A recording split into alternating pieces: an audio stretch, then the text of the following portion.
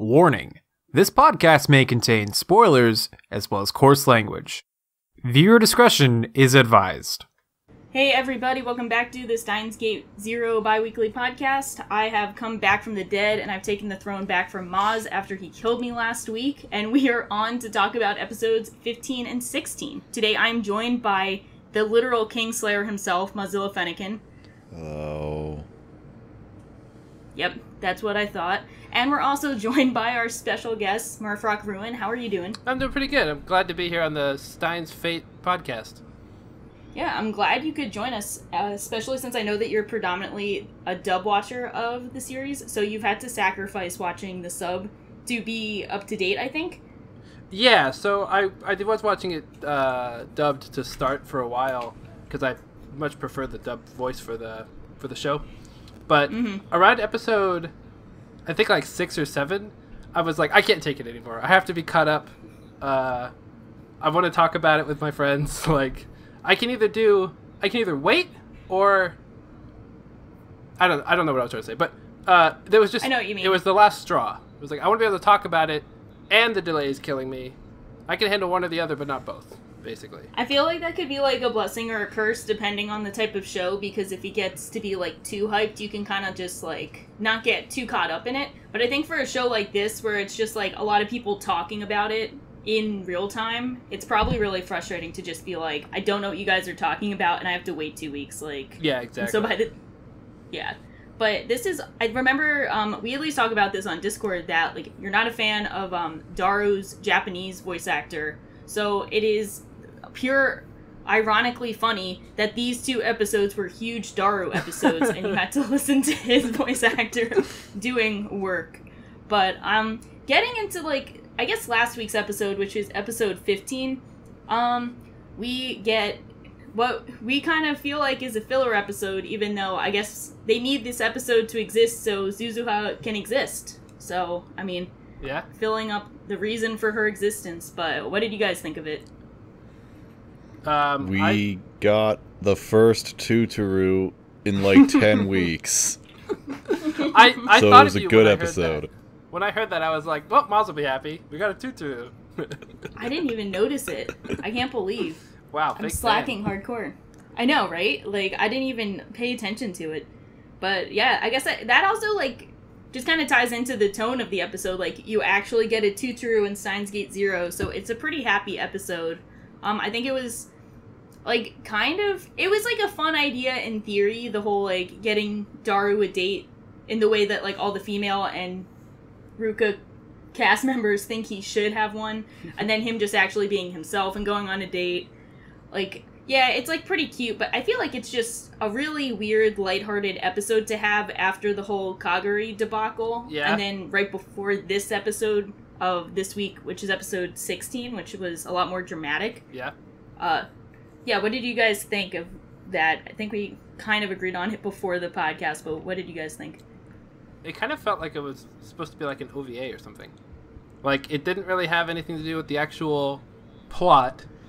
I mean, it kind of did, but it kind of didn't, because it was all...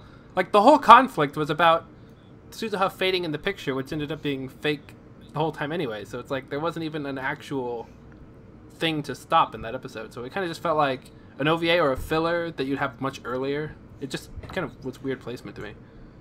Yeah, like, I think I don't have a problem with the episode itself, but I have a problem with the timing of the episode. Mm-hmm. I thought it was fine. Oh, well, you had the Tuturu to carry you over.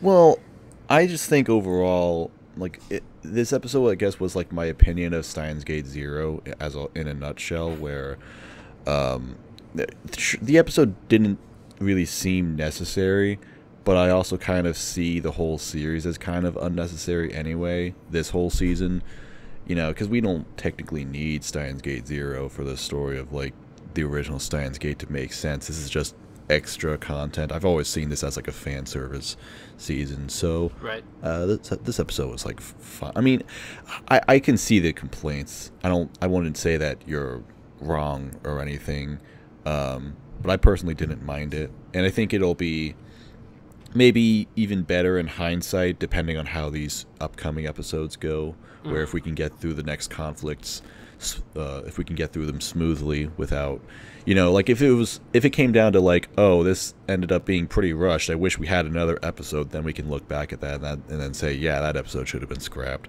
But so far, I think it's fine. I mean, I didn't have a problem while I was watching. It was fun, it was cute. I had fun watching it, but like by the end of it, it was like, all right, that was fun. I wish we had continued with the Kagami stuff, or even like had this week's episode last week instead. Like, I wanted to get into the meat of things, but it's like, it was fine. It wasn't bad by any means.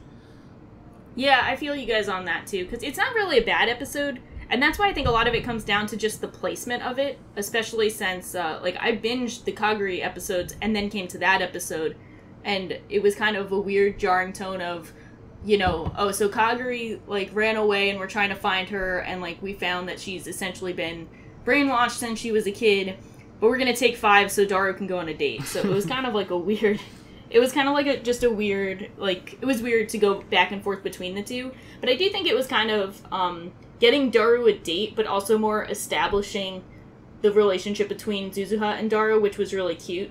And I think that's been like a running theme throughout the series, is just kind of like establishing their relationship and fleshing it out. So I'm not going to really complain too much about giving them more time to shine. And that's more of the placement. And the relationship between Daru and Suzuha did play a little bit of a role in today's episode. Anyway. Yeah, I'd say that's with Okabe using Suzuha as like I don't know. I don't want to say leverage, because he's not really like trying to get anything out of Daru, but like using Suzuha as like, if don't build this or Suzuha's going to die, basically. Like, she'll kill herself if you do this. And I think he's definitely using her as like, I know what you mean. Like, it's not like leverage, and he's not like emotionally manipulating him, but he's using her as like an example, I guess, like for Daru. Yeah. Like, you don't want to lose this person you care about. I lost people I cared about. You don't want to go through what I did. This is like the repercussions of your actions. Yeah, exactly. Yeah, and that goes nicely into this episode, which is what I call like pour one out for all the supporting characters who are all just trying to do their best and try and like get Okabe out of his weird funk. Yeah. I call it death. Yeah, so it's like the same thing. But yeah, so I wasn't sure how you'd feel, Maz, because I know you like Mayuri episodes in general, but I guess this is not the type that you were going for. Yeah, Shaw, okay, I'm disappointed that you're back. I don't know how you survived that whole thing. That's upsetting, but not nearly as upsetting as this week's episode. And that's not to say the episode was bad or anything. Of course, it was a good episode overall. I just want Mayuri to be okay. I just want her to be all right. Just want to protect her smile. The one thing that happened in this week's episode that really reminded me of you, Maz, was towards the beginning when Ruka was trying to ship Mayuri and Okabe together. I was like, we're doing this, really? Because I'm with you. I don't see them as like romantic. I see them as platonic friends, like totally. So seeing the show like almost try to ship them together was like really weird to me. Like, I just don't agree with that at all. And I know you didn't either. Go ahead. Yeah, I don't know if I've elaborated on this on the podcast itself. I've definitely said it somewhere before, but I've never really seen Mayuri and Okabe as a couple. Granted, that could be like biased because I've always felt that Kurisu was a better companion for him. Mm-hmm. I mean, they'd be a good couple, but maybe not the right couple. Right. Ironically, I've actually shipped Mayuri with Ruka more, which is why that scene like made me laugh. I kind of feel that though. That's not too weird. That's a weird ship that I can get behind. Yeah. Yeah, I'll get behind this crack ship. But yeah, I'm in a similar boat because I think like I know that like some people bring up like Okabe and Mayuri as a ship, and I think when I like denounce that, it kind of seems like I'm slaying Mayuri. But I really kind of look at it as more of, I like Okabe and Kurisu more as a romantic relationship, and then I really value Okabe and Mayuri's friendship as like one of the best friendships that I've seen in anime, and one of the best childhood friendships that I've really enjoyed just because they have such a strong relationship, that's not about the shipping moments. It's not about, like, the undertones. It's not about the romantic will they or won't they. It's just about, like, they've always looked out for each other in different ways since they were kids, and that's continued on into their teenage adult life. And that's something I really value from their relationship. So it was really cool to see something that had been building from the beginning of the series, which is Mayuri noticing Okabe not being okay and constantly being upset, and I'd say, like, finally confronting him about it. Yeah. Yeah. Yeah, we've been waiting for this. Or I've been waiting for this. Yeah, your avatar just looks like, yeah, I've been waiting for this with the like fucking eyes. I really wanted to use the meme that I made, which is just this picture, but it says concern at the top of it. Yeah. But that wouldn't fit on Google Hangouts. No, that should be like the dog in the fire meme of, like, this is fine, but it's just Mayuri's face, like, looking into the void. Sorry, what were you saying, Stuart? Oh, I was going to say, I feel left out having the only non-Steins Gate avatar here. Yours is like a mix between the two. Yours is kind of a cool mix between the two, because the more I'm looking at it, it's got, like, Kurisu's red hair and Mayuri's blue eyes. Yeah? So, like, I feel it's like if you, like, morph them together, you get yours. Sure. And a much better voice. We will not go with that, but we're going to continue on with the actual points that you were making. Yeah, I think it's like, it was a pretty big episode. I think I liked it for, I mean, I understand and appreciate why Okabe has been so, like, traumatized and depressed this whole season. I think it's, like, I don't think it's him wallowing, so to speak. Like, he's going through some legitimate issues and, you know, shit's been going down. But I do appreciate this episode for everyone kind of voicing their frustrations at his attitude. Yeah. Yeah, definitely. I've been kind of annoyed with... Not really annoyed, because I understand where he's coming from. Okabe went through a lot of shit in the first... in the original series, so seeing him, you know, be totally against everything related to time travel makes sense to me, but it's still like, you gotta do this though. Like, you gotta save Kurisu somehow. You know, you have to help Suzuha in the future and all that stuff. So it's like, just get over it already. Like, come on. Yeah, like, you have to do... I think it's like, he has to do something. Like, his whole thing is, I'm not going to do anything. We're not going to do the time travel thing. We're not going to hurt people. But I think you see, like, Maho, Suzuha, Daru, everyone is kind of like, okay, so we're not going to do exactly what you think we are, but, like, we have to be prepared for something. We got to do something. Like, there's, incoming signs of World War II. Like, the lab is getting attacked. People are getting kidnapped and brainwashed. Like, you know, we got to do something. You're right. You know what I kind of see this as? It's, okay, so, like, how Okabe is a chuuni in the, you know, his original character in Hoem and Kyoma and all that shit. He's a chunibyo, right? He's, like, delusional and has all these fantasies. And now I see him, as of this episode, it's almost like he's, like, how do I say this? Almost like a reverse chuuni or something, where he's, like, I don't know, delusional in some other way. Basically, what I mean is that he's basically pushing all of this World War III stuff aside and all the time travel aside, because I don't know what his, like, overall long-term goal is, because he thinks he can just have some nice little life where he's going to be going to college overseas and doing all this shit. And he even said that he wanted to bring Daru along too, and it's like, Daru has to build a fucking time machine, and Daru, like when Okabe brought this up to Daru, he's just like, what the sure, what the fuck, dude? I don't know. It's not on my mind. I wasn't thinking about any of that.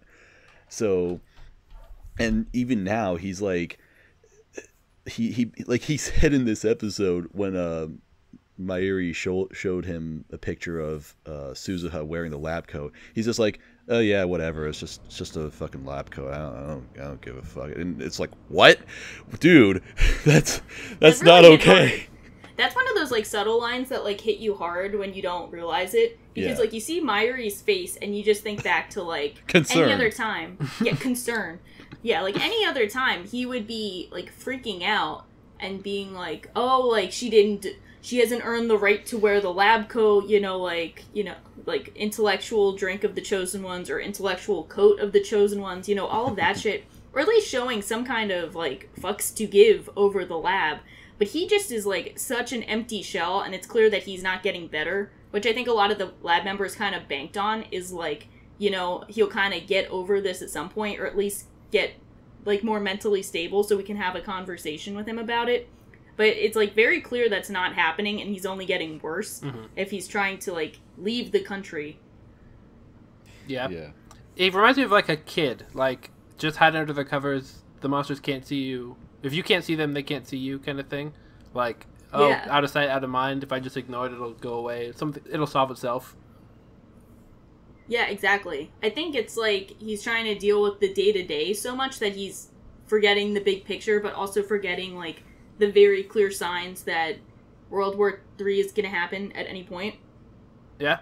Like, at any point. So I do think that's, like, kind of an interesting thing is, like, what is his long-term goal? Like, it's just weird that, like, they also don't have any real, like, Okabe commentary on his long-term goal. Like, they don't have him really thinking about, like, so I'm gonna do this, and then this is gonna happen. It's just kind of, like, radio silence from him. Right.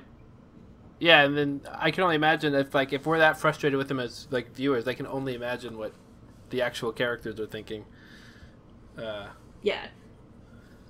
What did you guys think of, like, the two big... Well, we kind of know what Maz thinks about, like, the Mayuri freakout, but starting in, like, chronological freakout order, what did you guys think about, like, the big Daru scene? I liked it. That was fantastic. Yeah, I liked it. I thought he did a good job. That punch was excellent, if that's the one you're talking about. Yeah, the punch was great. I think Okabe definitely needed that. Sometimes you just need a good punch, to knock some sense into you.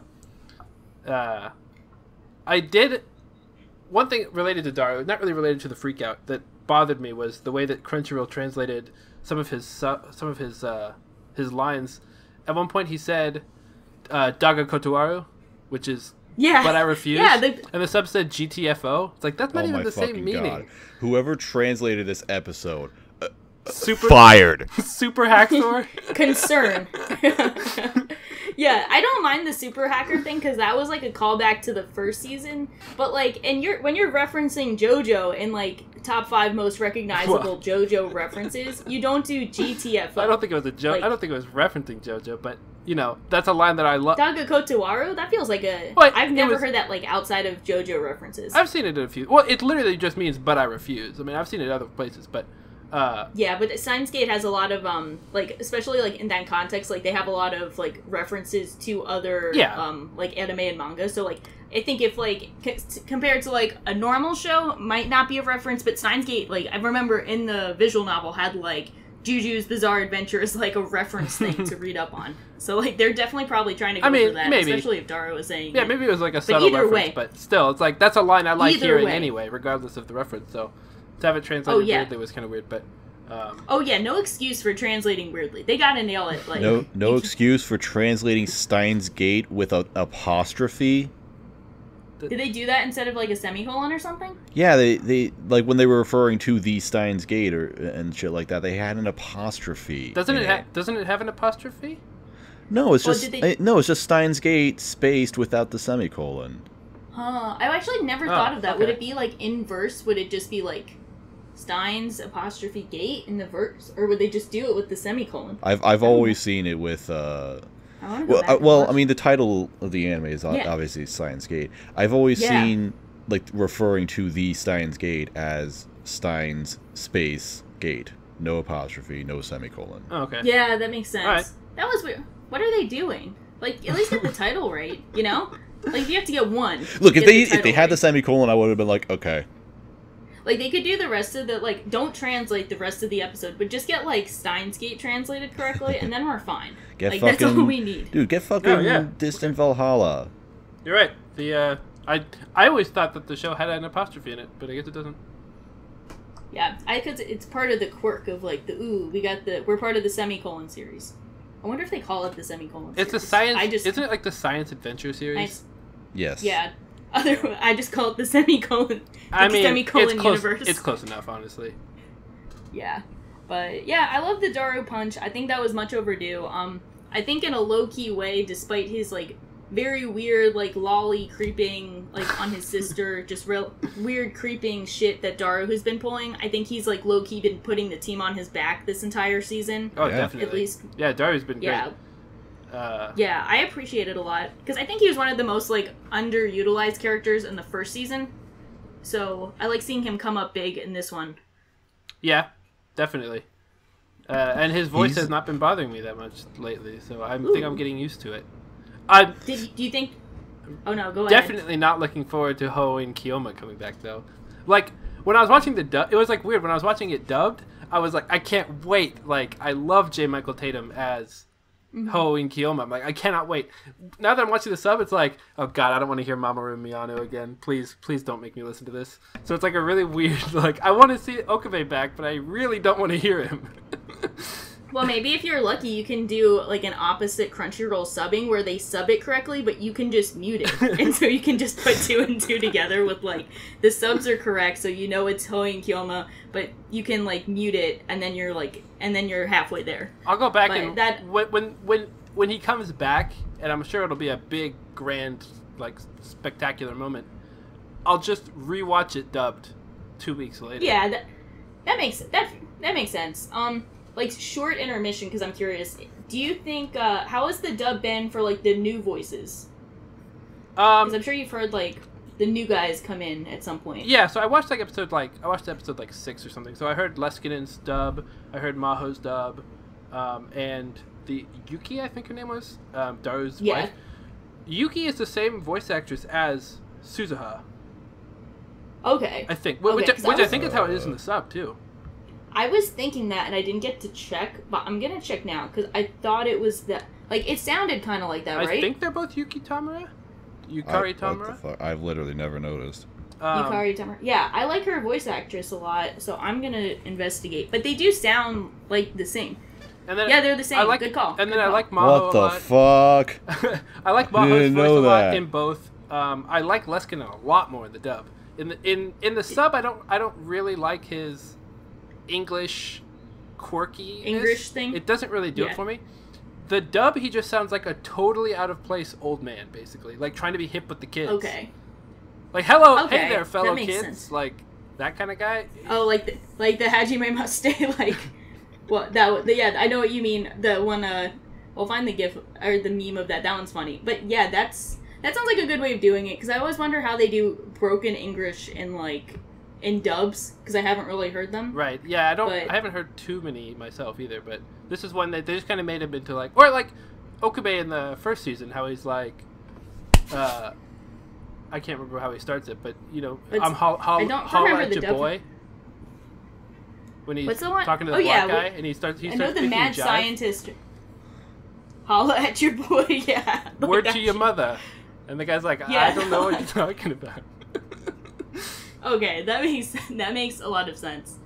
Okay, so that's good to hear. The dub has been pretty decent. I will have to check it out at some point to be a non-fake fan and come back from the dead fully. Right. But I do. Yeah, I'm glad that you also like Daru's voice acting in this sub because I feel like it's a big moment for him, and like I think his voice actor does a great job.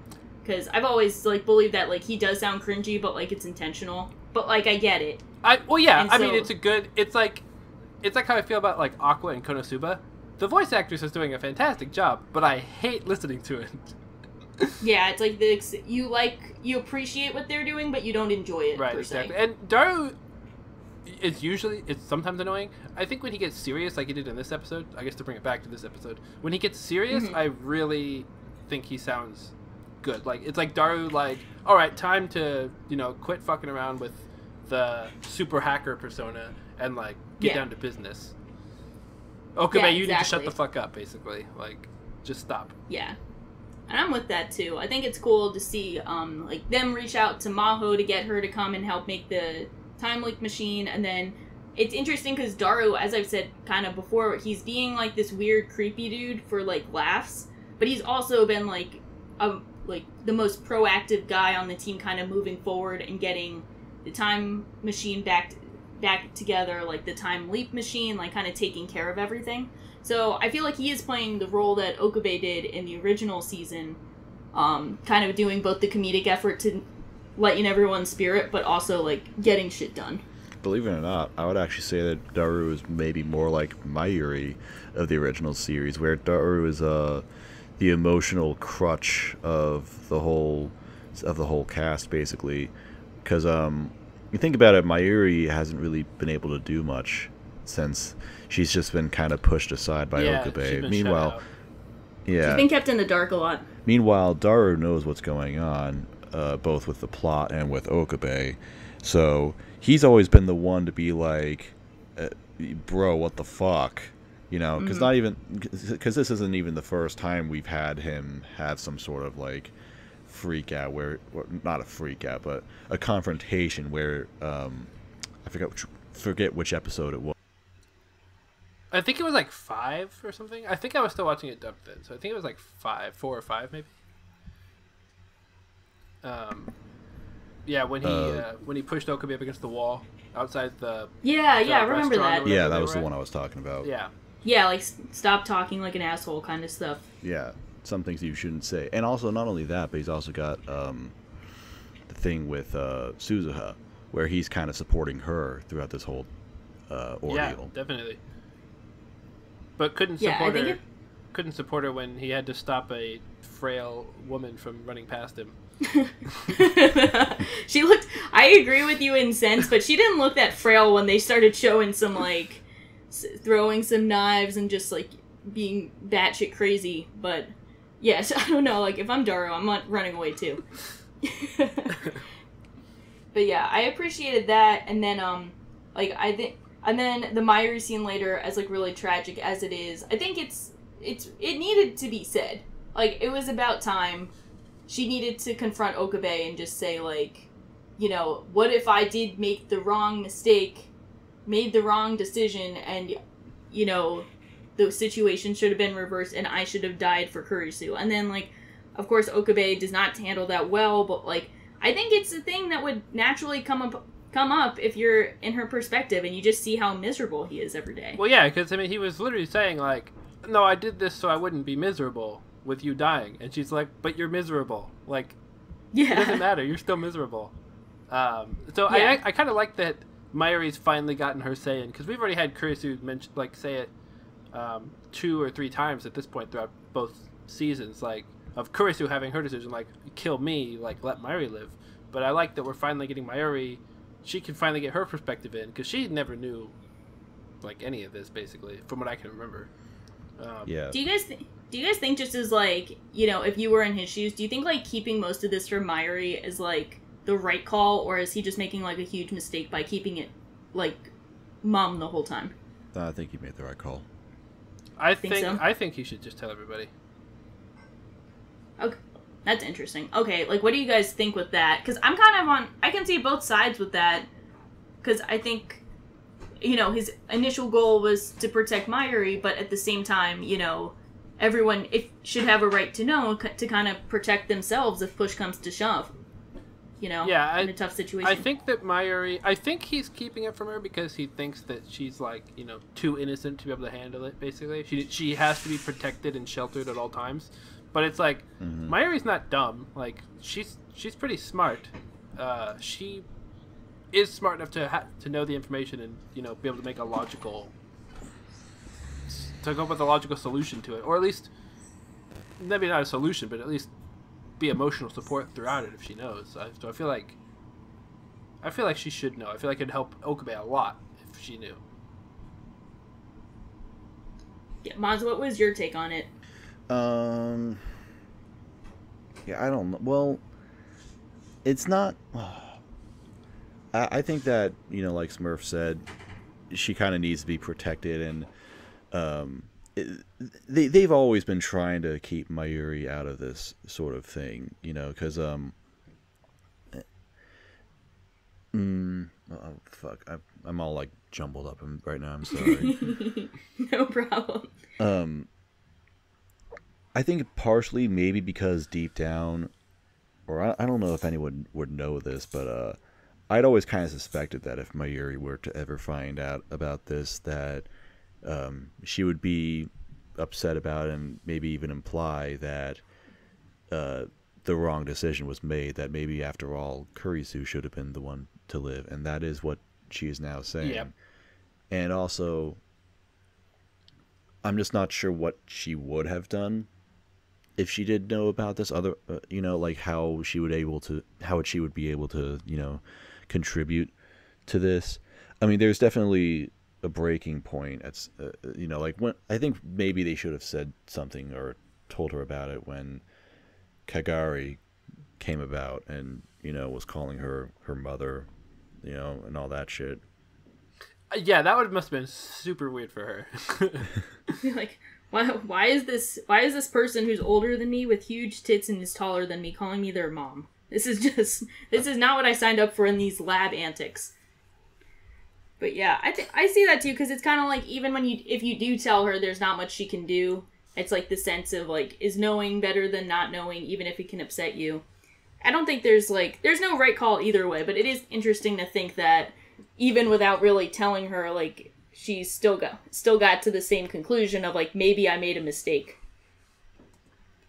Yeah. Yeah. I do think this is kind of like the springboard to more action, even if this episode was kind of more of like a build up to more action happening and more dramatics happening in the upcoming episodes. Do you guys have any like predictions of what we'll see moving forward? I think this will be like I think this is like the last step into the climax, basically. Because we have 7 episodes left, and we have a few plot points to resolve still. We have to figure out what's going on with Kagari. We have to figure out what Okabe is going to do. We have to figure out, just how evil Leskinen really is. We have to figure out all this stuff. So I think starting next week, I think it'll start to get really going. I think today was the beginning of that, of like the end. Yeah. Yeah. Yeah, I can see that too. I think it's been like, they've been kind of like, it's been weird in that, I think in like the original series, everyone talks about like the first half being like slice of life comedic, and then this and the second half being like really thrilling and intense. But this one is kind of like flip-flopped back and forth. Yeah. And I'm not sure if it's for better or worse or just kind of different, but we get some intensity at the beginning, but then you get the lighthearted episodes, and then you get back to intensity and back and forth. And it is, like, when I think about it now, it's kind of showing, like, just how unstable their lives are, where they really could have an episode where, Dara's going on a date, then the next episode they're breaking down over something, and then, losing one of their friends who got kidnapped or runs away or whatever, It's just, like, an unstable time, so it makes it feel a bit more unpredictable, so... That's a really good point. We'll see. Yeah, I didn't even think about it that way, but yeah, it really does show that their lives are just totally like roller coasters. Yeah, and I think it's supposed to be like really foreboding of what's to come, because you see a lot going on in the background with like their lab got attacked, the Kagari thing, the potential brainwashing, and then they have Kurisu's dad who sold the time machine paper to Russia. They still have the like mini plot point of like Mayuri's friend constantly going to the hospital for what they believe to be something similar to Okabe's reading signer. Right. So Suspicious. So, you mentioned the lab being attacked. That reminded me. I don't remember if it was brought up last week. I don't think it was. Or last episode. Or last podcast episode. I don't think it was. But, so we just got the reveal that Kagari was the person in the helmet. But wasn't Kagari in the lab when that person attacked the first time? Yeah, so there was Yes. like another person attacking Yeah. him. So she was not... Yeah, so she wasn't the only one in the helmet. It just sounds like a weird way of talking about that person. Like, who's behind The one in the helmet. Yeah. Yeah, because they also had the first time they were attacked in the alley. Then they were attacked in the lab. And, like, she was with them in the lab. And they don't think that she was the one who attacked them the first time in the alley. Right. Because that was... Okay, that's when it showed, like, the motorcyclist's hand got hurt, and then they showed Yuki with, like, her hand bandage and stuff, so... You're right, okay. Yeah. And she was not there Yeah. at all, at any point, so... That's interesting. I'm curious to see if that's just a giant red herring or not. Yeah, I'm not I sure. feel like they're making it way too obvious. But I guess we'll see. We will see. We have a lot to find out, and then we have to figure out like if the time, like what's going on with the time machine. If they'll make bold moves. Are they going to do it? But yeah, I'm excited to see what goes forward. I hope they do pick up the pace and we get more intense stuff moving forward. So then we don't have more Daru date episodes that may or may not make me feel sleepy in the moment. Man, imagine if we got another Daru date episode. It's a beach episode at the date. That sounds... Well, okay, I was going to say that sounds great. I do not want to see shirtless Daru. Yeah. You never no one knows until, like... Yeah, they're all in, but then you have to think about the, like, consequences of that. Yeah. Did you have anything to add, Maz? Nope, but I would find that beach episode pretty funny if that happened. I cannot take you seriously with the, like, freaked out Mayuri. You're like, that's that her funny. face when Daru takes his shirt off. Concern. Yeah. I don't have anything else to add. Did you guys have anything? I guess I could say that similar to how we mentioned that Daru really stepped up and played a big role in today's episode. I really liked Maho in today's episode. Minus, like, the nice. Towel part. Too, that's a bit weird. But that was annoying. I forgot about that until you brought that up. That was just like, why? Just why? Why did you guys do that? Was fine. The towel falling off was too much, I thought. Oh, yeah. I think that's what he meant. Yeah. Was like, why are they including this towel gag? It's like a transition. They've why already are you guys done doing that this season. Yeah. Yes.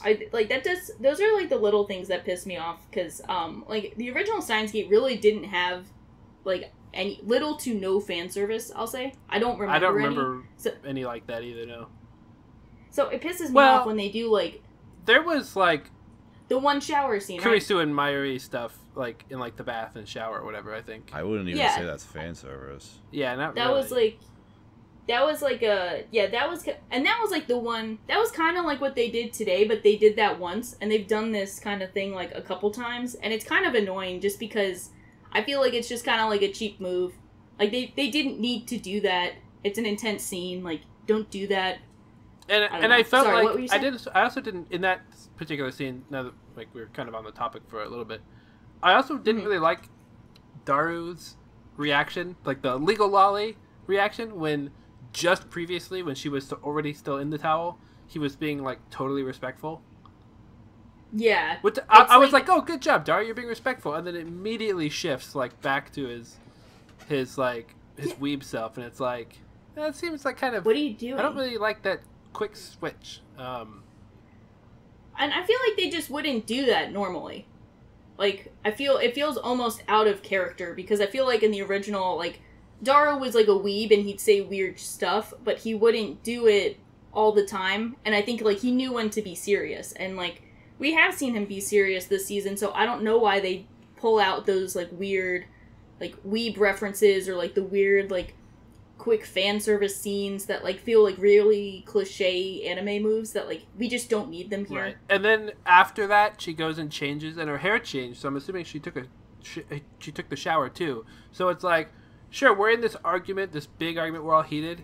Before we continue that, I'm going to go shower and change real fast, so I'll be right back. And then she goes, actually, sorry, it's about the wait. It's like, why would they, like, what was the point of that? It just seemed it seemed weird. Yeah, it seemed like really weird pacing. Like, not to the audience, really, because we didn't have to have a wait, but the characters would have waited for, like, 20 minutes between that. Yeah, and it's like, what are you guys doing? You're yelling about how, like, Kurisu sacrificed herself, and now we're making a joke about a towel falling off Maho. Like, and now we're waiting 20 minutes while she showers so we can pick this up. It's like, yeah. I don't know. Like, what are you guys doing? But it was weird. Maho overall was great. Her argument with Okabe on the roof was awesome.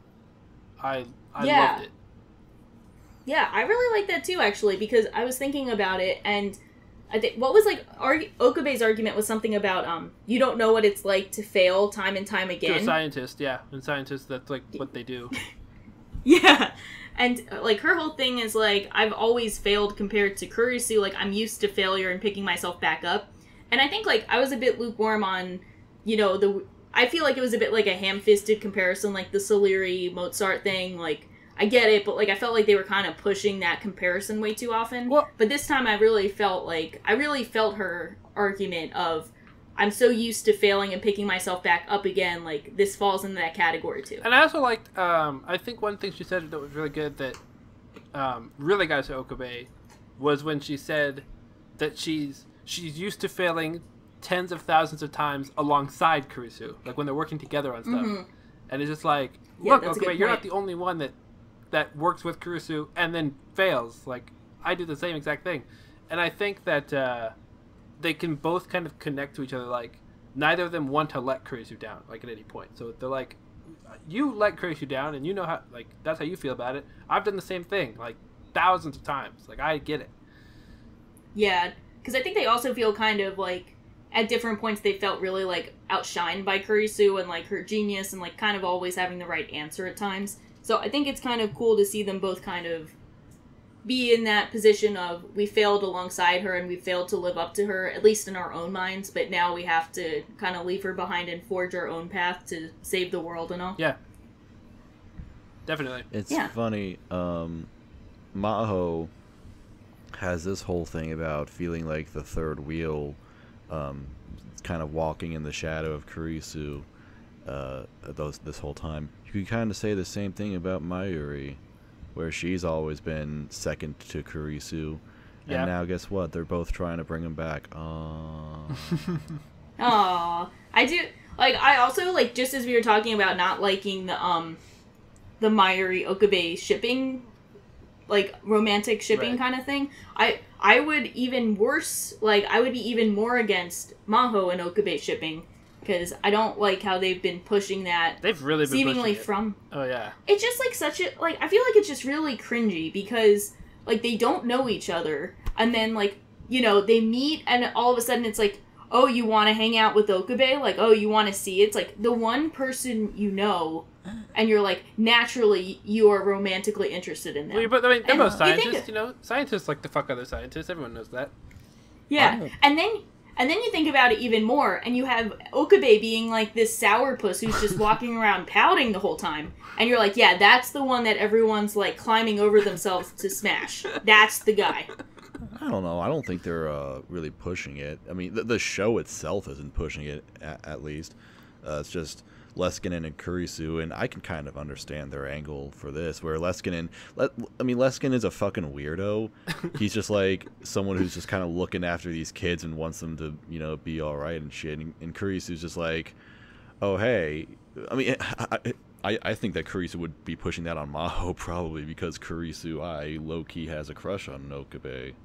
Right. I mean, I can kind of see why other characters try to push it, because to Leskinen, it's just like, oh, here's Maho. She's been hanging out with Okabe for a bit. They're both single, you know, late teens or early 20s, you know. It's like, oh, yeah, you guys would totally be good together. The people that, if you think about it, Maho's probably been hanging out with, like, older people this whole time, given the field that she's in. Did they mention? I feel like they've mentioned that with how, like, Kurisu was the only one, like, her age.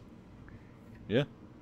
Yeah, I know what you mean. I think it's like, I think it makes sense for teasing, but I think it's kind of like the ratio between actual conversations Okabe and Maho have had, and then the comparison to how many times they get pushed is like, ooh, you showed up and said hi to him, you guys are about to smash, like that kind of stuff is like. I kind of feel like it's mostly coming across because, like, VN route, like VN Maho route, like, not having read the VN, I can only imagine that there's a route where it actually does, like, ship Okabe and Maho together, because that's just how VNs work. Yeah, I won't reveal. I will not spoil because I'm trying to be a good. Trying to be like good source reader TM. But yeah, I do think it's kind of like the whole like visual novel feel, so to speak. Yep. I just get like annoyed with it because I'm just like, you know, like we get it. Just that like, it's so tough when you do the emotional crux of the series is like Kurisu dying and Okabe feeling guilty of it. So let's try and, like, have him smash the other chicks. Like, let's try and make jokes about that. I mean, I kind of had the same feeling with, like, something like Clanad, which was, like, I think it's similar to Steins Gate Zero, where it has its main route that it's adapting, but it's also, like, let's just throw in little pieces of all these other routes, too. So just have, like, random episodes of, like, Tomoyo, or Tomoya, like, almost getting with another girl, but not quite going there. And it's like, why do we have this? Like, what is this? Yeah, and I think it actually makes sense for, like, Mayuri, because the whole point is, like, how much Mayuri cares about him. But it's like, I don't need all the other, at least, I don't need Maho and Mayuri to both be kind of, like, not, like, ship teases, but, like, that be, like, a mini plot point. Right. But I guess that's kind of, like, that's, like, a really minor gripe. I'm just kind of done, I'm more so done with the bad fan service that comes out of nowhere. I'm more so done with that. Yeah, it's always a bit awkward. Yeah. So, hopefully we don't get any more of that in the future. Fingers crossed. Well, we haven't gotten any, who haven't we gotten fan service? We haven't gotten any Ruka fan service yet. We need that. Ooh, like, don't count your eggs before they hatch. You never know. But, like, yeah, I don't know if we've had fan service for anyone else, but, like, who else will drop the towel? Okay, well, no one knows. Daru is next. Just watch. Beach date episode next episode. He'll just seductively slide the suspenders off. You will never see. Yeah. Oh my god. Oh my god. Those fucking suspenders are the worst. They are. I hate them. No one else was hating on them, and then someone's like, "Shaw, why do you hate the suspenders?" And I'm like, "Bruh, did you look at them? Like, duh." Just like I can't handle people talking about Mayuri's breast, Shaw can't handle Daru's suspenders. It's like the same thing too, because they cover his breasts. Now, what if Mayuri were wearing Daru's suspenders, though? That would just be...